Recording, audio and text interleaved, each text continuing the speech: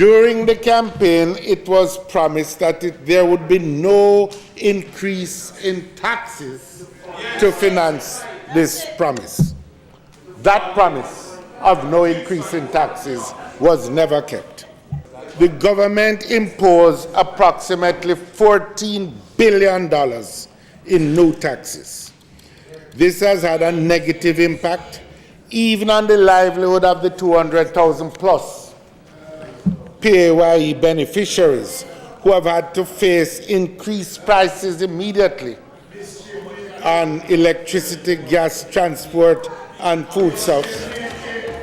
But let us not forget either that for the benefit of this 200,000 plus, the rest of the population who did not get any tax relief have faced a devastating impact on their lives.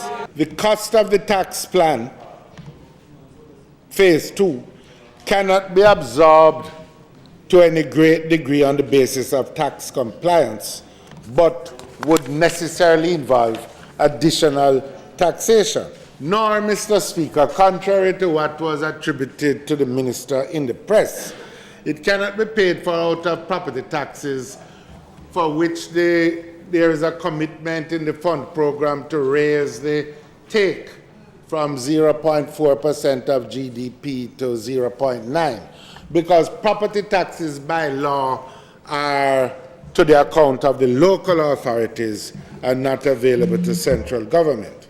In addition, the government is currently negotiating wage contracts with the public sector workers who are all going to be facing tax increases.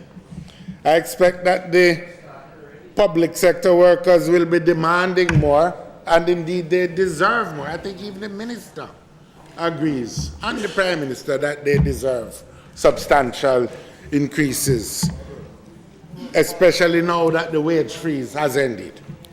So the government must brace itself for greater expenditure on those items as well.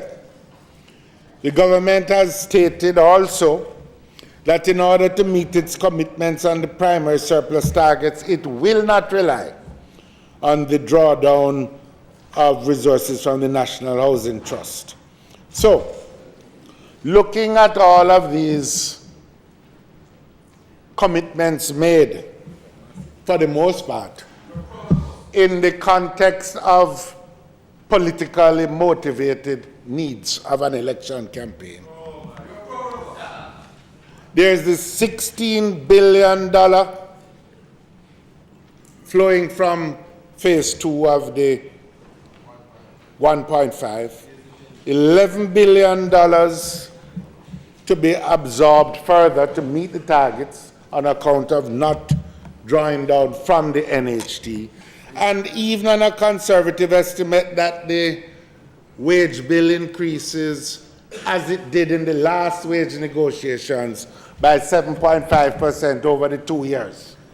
We're looking at an additional $13 billion spread over 2 years, or $6 billion per annum. That involves approximately $30 billion more of financing on the expenditure side of the forthcoming budget, which will have to be financed for the most part through taxation.